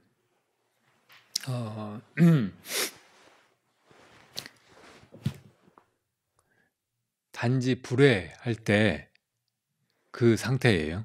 그러니까 불회한 상태로 있는 게 아니고, 모르는 상태로 있는 게 아니고, 모르는 그것을 알고 있는 상태야. 근데 이게 대상으로서 뭘 아는 게 아니니까 엄밀히 이야기하면 모르는 그것을 의심하고 있는 상태라고.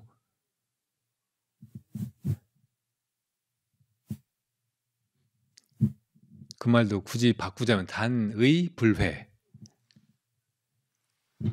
시즉 견성이라고. 그러니까 모르는 그것을 의심하고 있는 그대로가 견성이라는 거예요. 그래서 이제 화두 드는 수행을 방편이 아니고 바로 그 자리에 들어가 버리게 하는, 방편도 없이 그냥 깨달음의 자리에, 우리 본성 자리 혹은 무심 자리, 거기로 그냥 바로 밀어 넣어버리는 방편을 뛰어넘은 선지식의 그런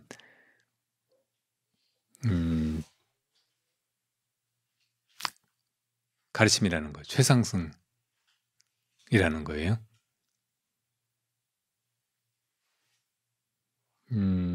남전 스님께 조주 스님이 찾아갔을 때 스님 무엇이 도입니까? 하고 물으니까 평상심이 도인이라, 우리 일상에서 이렇게 쓰고 살아가는 마음이 도다. 이거 말고 이제 뭐가 도다 하고 이제 그렇게 마음속에 가지고 있는 생각, 망상, 개념 뭐 이런 것들은 도가 아니라는 거예요. 지금 이렇게 이 순간에도 펄펄 그것이 살아있고 온갖 것들을 다 하고 있잖아요. 이것이 도라는 거예요. 그러니까 이 조주가 그럼 그걸 향해서 나아가야 됩니까? 하고 물었어요. 그러니까 보통 이제 그걸 잡으려고 하고 막 찾고, 이 마음이 어디가 있지? 이게 뭐지? 하고 막 그렇게 이제 보통 사람들은 다 그렇게 하게 된다고. 그러니까 그게 굉장히 고달프고 답답하고 뭔가 계속 부족한 것 같은 상태, 목마름의 상태란 말이에요. 그러니까 별로 편치 않은 상태죠. 근데 그렇게 이제 막 헛고생을 하다가 이거 찾을 필요가 없는 거였네, 원래 있는 거였네, 내가 그거네, 이렇게 이제 깨닫게 되는 거죠. 그러니까 처음에 이제 막 그거를 없는 것처럼 막 찾아 헤맨다든지 혹은 눈으로 보고 확인하려고 그냥 이게 어디가 있지 막 이렇게 덤빈다든지 막 이렇게 하는 것은 사실은 불필요한 거예요. 그래서 이제 그걸 향해 나아가야 됩니까? 하고 조주가 물었을 때 그걸 향해 나아가면 도리 어긋난다 하셨다고. 그렇게 나아가서 찾는 것이 아니다. 그건 이미 있는 것이다. 그렇게 이제 이미 있는 것이라는 것을 그렇게 이제 알아차리는 거, 이것이 그냥 마음이 바로 쉬어버리는 길이에요. 마음이 쉬기만 하면 그게 한소식이고 그게 깨달음이라고. 그렇게 하려고 그걸 향해 나가면 도리 어긋난다 이렇게 하신 거예요. 그러니까 조주가 그걸로 이제 납득을 못하고 그걸 향해 나아가 보지 않으면 그게 도라는 것을 어떻게 압니까? 그랬어요. 지금 스님은 그게 도라고 말씀하셨잖아요. 자기도 그걸 이게 도로구나 하고 확인하고 싶은데 그걸 향해서 나아가가지고 이게 있구나, 이것이 도로구나 하고 확인하려면 계속 그렇게 나아가야 되는 거 아닙니까? 그게 뭘까 하고 찾아 나서야 되는 거 아닙니까? 이렇게 또 물은 거죠. 그러니까 계속 이제 이걸 어떤 대상을 찾아가지고 이거로구나 하고 확인하듯이 이게 그렇게 될 수 있는 거라고 생각하고 조주는 이제 그걸 향해 나아가려고 하고 있는 거예요. 거기에 이제 남전 스님이 그걸 향해 나아가 보지 않으면 그게 도라는 것을 어떻게 압니까? 이렇게 물었으니까 그건 알고 모르는 데 속하는 것이 아니다 이렇게 대답하셨어요. 이건 뭐 아는 것이 아니다. 그렇게 뭘 알아가지고 확인하는 것이 아니다. 이렇게 대답하신 거죠. 그렇다고 모르는 것도 아니다. 아까 이제 오직 모를 뿐이라고 했잖아요. 모르는 상태로 있는 것만도 아닌 거예요. 모르는 건 진짜 깜깜한 거고, 바보들이나 뭐 어린 애들이나 동물들이나 그럼 이런 것들이 아무것도 모르면 다 깨달은 거예요? 그건 아니잖아요. 이 모르는 것은 그래서 이제 그 다음에 뭐라고 하셨느냐, 알고 모르는 데 속하는 것이 아니다. 안다는 건 다 망상이고 모르는 것은 무기일 뿐이다. 이렇게 말씀하셨어요. 우리가 뭐 다 안다고 생각하고 알아야 된다고 생각하는데 아는 건 사실은 다 주객이 나뉜 상태에서 그 어떤 대상적인 지식, 정보, 어떤 그 존재를 이렇게 아는 거잖아요. 주관이. 그러니까 그렇게 이제 아는 것은 될 수가 없는 것이라는 거예요. 이 도를, 마음 자체를 마음이 알 수가 없다는 거예요. 마치 눈이 다른 건 다 보면서도 스스로를 보지 못하듯이 마음이 마음을 보려고 하면 이게 모양이 없는 걸 안 보여. 그렇게 보고 확인할 수가 없단 말이에요.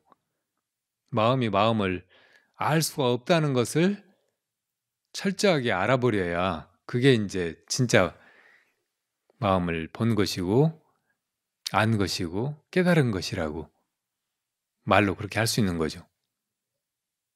그리고 그냥 모른 채로 이건 알 수 없는 것이야. 알 수 없는 것이니까 뭐하러 알라고 해. 그냥 모른 채로 이렇게 있으면 되지 하고 그냥 이렇게 있으면 그게 될 것 같은데 이것도 이제 말에 떨어진 거고 그렇게만 있어가지고는 전혀 깨달음이 드러나지가 않아요.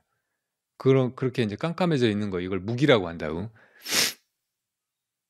그러니까 어린애들이나 동물들이나 다 생각은 없잖아요. 망상은 없다고. 근데 깨달은 존재가 아닌 거예요.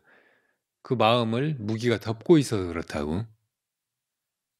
모르는 마음이 가리고 있는 거예요. 항상 그게 가리고 있어서 이렇게 일상을 해나가는 데서도 이게 여기저기 막히고 잘못 행동하게 만들고 그리고 잠들면은 이제 완전히 그 무기가 의식을 깜깜하게 덮어가지고 깨어있지도 못하게 만들고 그러니까 무기가 이제 망상이 없는 상태라고는 해도 그게 전혀 깨달음이 아니고 오히려 깨달음을 깜깜하게 가리고 있는 거잖아요. 그러니까 이걸 여기서 벗어나야 된다고. 그러니까 모르는 것만도 답이 아닌 거예요. 장땡이 아니라고. 그래서 이제 암과 모름 이 두 가지를 다 벗어나려면 유일한 길이 묻는 것이라는 거예요. 그냥 계속 묻는 거예요. 묻다 보면은 이것이로구나 하고 자각을 하게 된다고 할까? 그것이 돼버리는 거예요. 거기에 개합이 되는 거예요. 그 본래 자리에. 그리고 본래 이랬구나. 그때 비로소 되는 게 아니고 본래 내가 이런 상태였구나. 본래 이 마음이 이렇게 있었고 이렇게 작용하고 있었고 본래 이러하구나. 라고 그때 비로소 이제 그 알아차리는 거, 자각을 하는 거죠. 그러니까 깨달음이라고 하는 그런 것은 그 자각을 의미하고 그게 이제 뭘 아는 것이나 그렇다고 해서 모르는 채로 있는 것이 아니라는 거, 이거를 딱 단박에 간파하는 거, 이것이 깨달음에 이루는 제일 쉬운 길이에요. 그러니까 조주는 그 대화 끝에 그냥 깨달아 버렸다고. 알고 모르는 데 속하는 것이 아니다. 안다는 건 다 망상이고 모르는 건 무기일 뿐이다 하는 말을 듣고 이제 깨달아 버린 거예요. 어릴 때부터 도를 찾는다고 친구랑 태양산에 들어가 가지고 막 그렇게 고생하다가 친구는 죽었잖아요. 그래서 이제 도가 뭔 줄도 모르면서 이렇게 도 닦는다고 목숨까지 걸고 이렇게 헛고생할 게 아니고 도를 깨달은 분을 찾아가서 물어야 되겠구나 하고 승을 찾아 나선 거잖아요. 그래서 남자를 만나가지고 그 짧은 대화 끝에 그냥 깨달아 버린 거예요. 도를 깨달아 버렸다고. 자기 마음을 깨달아 버린 거죠. 마음의 존재를 자각하게 된 것이라고.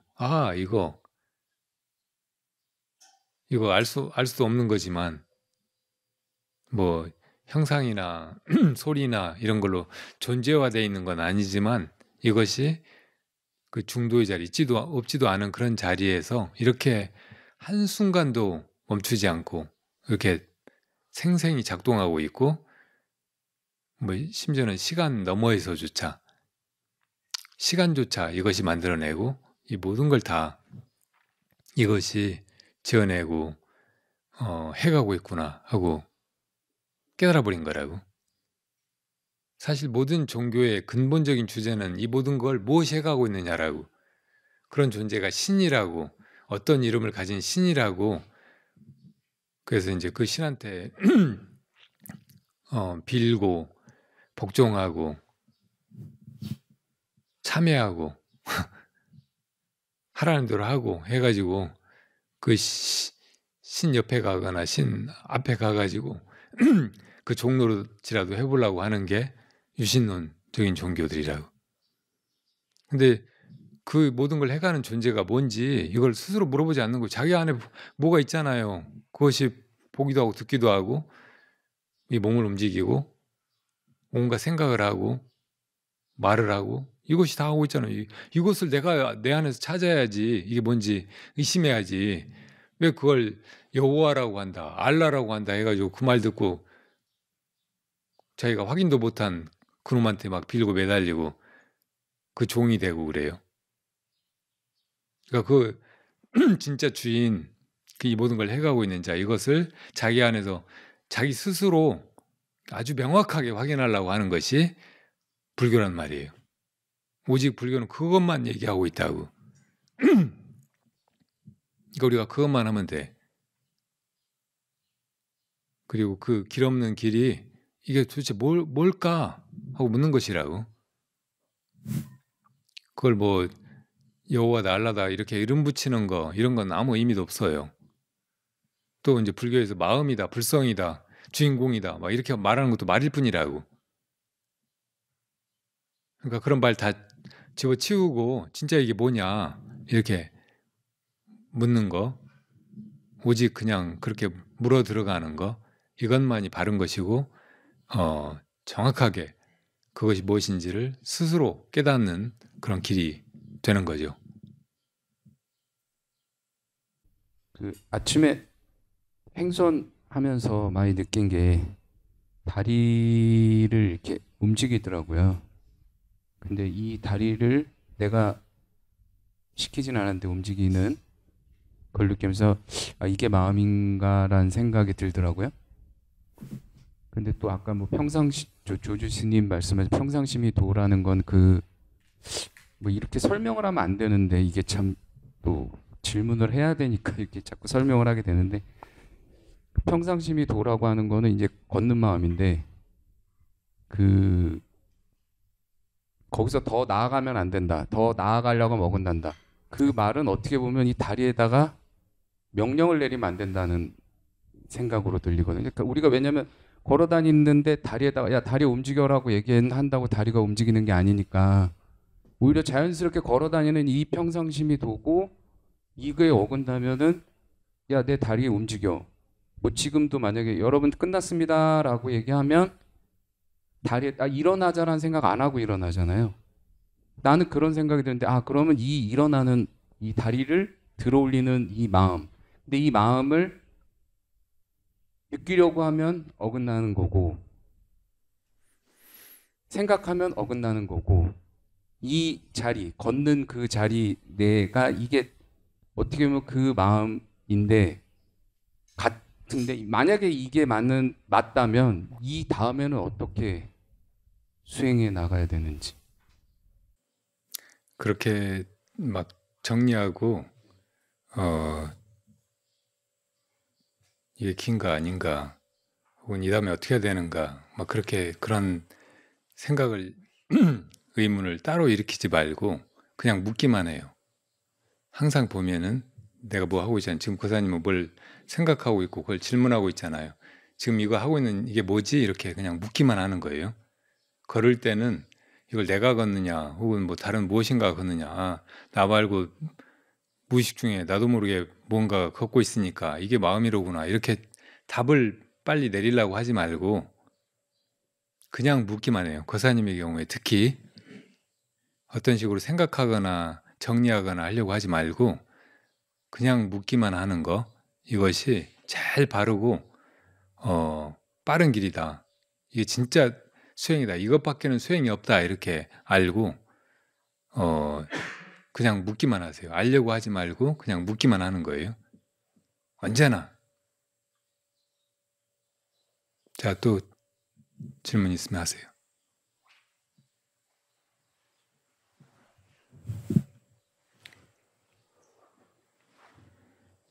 스님 저는 이제 절에 다니는 지 오래됐거든요. 너무 네. 좋아하고 항상 기쁜 마음으로 다니고 했는데 한 30년 동안 이렇게 다니면서도 관세음보살 연부를 하면서 다녔어요. 그래서 항상 편했고 행복했는데 스님 이제 사찰 뵙고 와서 이목고로 돌아가면서 제가 항상 연부를 하면서 편안하고 혼자 있을 때도 그냥 단독으로 연부를 할 수 있었는데 음. 이제 요즘에는 이제 그 순간에 이 목고를 하다 보면 관세음보살 연부라는 것이 그냥 일상 아무런 몰두가 덜 된다고 표현을 하고 싶고요. 그럼 관세보살 연불 하는 것보다 아니요. 관세음보살 아. 연불이 이제 이제 관세보살 연불에 몰두가 잘 안 된다고요? 이 목고가 제가 더 네. 몰두를 하다 보니 네네. 한편으로 생각할 때 그동안 많은 세월 동안 관세음보살님 의지하고 제가 편하게 살았는데 이 목고를 찾다 보니까 배반하는 것 같은 생각도 들어요. 그래서 이게 이 목고가 자꾸 스님은 이제 의심이고 저는 관세음보살 연불 할 때는 믿음으로 했다고 생각을 하거든요. 그럼 의심을 계속 하다 보면 마지막에 그게 믿음이 되나요? 저님에 대한 믿음으로 제가 행복하나요? 저는 아무튼 관세음보살을 믿고 살아오면서 행복했어요. 네네. 지금도 좋아요. 그리고 가장 궁금한 거는 제가 틀릴 수도 있는데요. 네네. 왜 불교는 고로부터 시작하는가? 그냥 내가 순간 생각 바꾸면 바로 끝나잖아요. 근데 스님 가르침에서도 항상 고를 피하기 위해서 지금 가르침 제대로 못 받았는데 모든 게 고로 시작을 하고 있어서 그럼 힘들지 않으면 불교에 접근하기가 어렵나? 이해가 안 되나? 이런 질문들이 생기고 있어요. 네네네. 일단 질문 이런데 두서가 없고요. 예. 괜찮아요. 두 가지밖에 안 되는데 무슨 두서를 일단 따질 건 끝났습니다. 없고요. 질문은 예? 제가 좋아요. 대답해 드릴게요. 어떤 연불 가르치는 스님이 행복해하면서 하는 게 연불이고 찡그리고 하는 게 화두라고. 그러니까 불교를 아까 깨달음의 길이라고 말씀드렸는데 그게 이제 다른 말로는 이걸 신앙으로 보면 자력 신앙이라고 해요. 근데 이제 연불 같은 거 혹은 이제 이렇게 신한테 뭐 이것저것 기도하고 빌고 의지하고 뭐 이렇게 하는 거는 타력 신앙이라고 한다고. 근데 불교는 이 자력과 타력이 다 있어요. 근데 더 근본적인 것은 자력에 있어요. 이 자기가 자기 본성을 깨달아서 자기가 성불하고 자기가 또 일체 중생의 고통을 해결해서 다 건지려고 하는 거. 이게 이제 불교의 목표죠. 이런 말 들어보셨어요? 마음이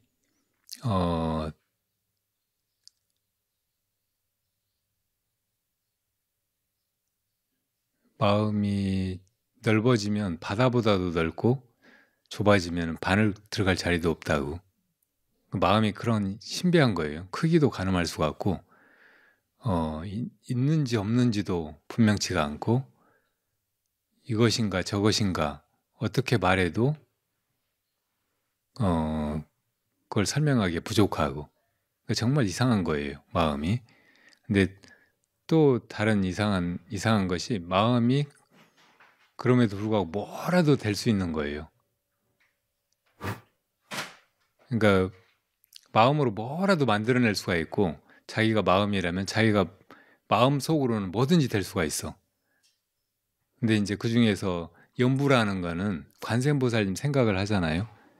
그렇게 생각을 하고 하면서 내 마음이 관세음보살님 마음 같아져 버리는 거예요. 내가 관세음보살님이 되어버리는 거라고. 그러니까 그 관세음보살 연불의 극치는 내가 관세음보살님과 같은 대자대비한 그런 보살이 되는 것이라고. 뭐 아미타불을 부르는 건 아미타 부처님과 같은 일체 중생을 다 그 국토에 거둬서 다 성불하게 만드는 그런 부처님 마음이 되어버리는 거예요. 그러니까 그런 분이 이제 어떤 나 말고 저렇게 불보살님의 모습으로 놔두어 있잖아요. 그러니까 그런 분들을 대하면 누구든지 다 깊은 믿음이 나고 귀의심이 나고 존경심이 일고 그리고 너무 이끌리고 그 곁을 떠나고 싶지 않고 한 그런 마음이 자연히 생길 거라고. 그러니까 그 사람 생각뿐이게 돼요. 우리가 이제 살면서 무슨 뭐 사랑하는 사람만 만나도 온통 그 사람 생각에 젖잖아요. 근데 그렇게 위대한 그런 불보살님을 만나면 얼마나 그 마음이 강렬하고 내 마음이 거기서 떠날 수 없게 되겠어요. 그래서 계속 그 생각만 한다고. 그 생각만 하다가 그 마음이 되어버리는 거, 그런 불보살님처럼 내 마음이 변해버리는 거, 이것이 타력 수행의 길이라고. 근데 그건 근본적으로 내 마음이 그렇게도 될 수 있는 가능성을 처음에 가지고 있기 때문에 그런 거예요. 그리고 사실은 본래 자리에 있는 원래 내 마음이 부처님이나 보살님의 마음과 조금도 다르지가 않아요. 그야말로 완전한 지혜와 자비심으로만 가득하다고. 그래서 그걸 이제 누구한테 의존하지 않고 내 스스로 내가 본래 그런 존재니까 이걸 내가 누군가 혹은 내 마음이 뭔가 이렇게 묻고 들어가서 그걸 확인하려고 하는 거, 이것이 자력 수행이라고. 그래서 이제 이 자력 수행이 이렇게 불보살님한테 의지해서 그 가피를 바라는 타력 수행보다 더 바른 그리고 더 빠른 그런 길이라고 하는 것이라고요. 그러니까 그런 것만 이해하면 돼. 그리고 이제 방법적으로는 지금까지 관세음보살 연부를 쭉 해왔으니까 그거 하지 말라는 거 아니거든요. 화두 수행에서는. 어떻게? 마음이 변해버렸네. 그래서 제가 방법을 알려드리는 거예요. 화두 드는 거는 뭘 하지 말고 이목구 하라는 게 아니에요. 모든 걸 하는 가운데서 이거 하고 있는 이것이 무엇인가 이걸 물으라는 것이라고. 그러니까 뭐 하는 것이 뭐 나쁜 짓도 있고 뭐 그냥 못된 짓도 있고 어리석은 짓도 있고 막 그럴 수 있죠. 그럴지라도 이걸 지금 뭐가 하고 있는가 이렇게 물으면 된다는 거예요. 하물며 연부를 하거나 혹은 다른 사람한테 이렇게 도움이 되는 뭐 좋은 이타행을 하거나 그러는 가운데서 지금 이걸 뭐가 하지 이렇게 물을 수 있다면 얼마나 좋겠어요. 이건 자력수행, 타력수행이 합해져 가지고 엄청 좋은 수행이라고. 그러니까 이렇게 해요. 연부를 그냥 해요. 연부를 하면서 지금 이 연부를 뭐가 하지 이렇게 묻는 거예요. 이거를 연불시수라는 공안이라고 부르기도 해요. 연부라는 이것이 무엇인가? 근데 이게 이목구예요. 이목구는 그냥 모든 걸 하고 있을 때 지금 이걸 뭐가 하지 이렇게 묻는 거라면 이건 연부를 하면서 이 연부를 뭐가 하지 이렇게 묻는 거예요. 그러니까 관세음보살 생각하면서 그 기쁨에 환희심에 젖어가지고 너무 그리운 마음으로 그냥 행복하게 자기도 모르게 막 이렇게 하는 데다가 그냥 의심만 붙이는 거죠. 지금 이거 뭐가 하지? 그렇다고 해서 이게 관세음보살님을 배신하는 거나 혹은 그 연불수행의 이런 장점을 그냥 팽개치고 새로운 길로 가는 게 아니고 같은 길을 가면서 그걸 더 바르게 해나가고 더 그 목적지 이루는 걸 더 앞당기고 하는 아주 좋은 수행이에요. 이왕 그렇게 연부를 해왔으니까 살짝 바꿔서 무엇이 이렇게 관세음보살 하는가, 관세음보살 이렇게 자동적으로 될 때 지금 이걸 뭐가 하고 있지 이렇게 묻는 거예요. 그렇게 해가면 지금 그 혼란이나 이 배신감 이런 게 싹 가시고 아주 좋을 거예요. 네.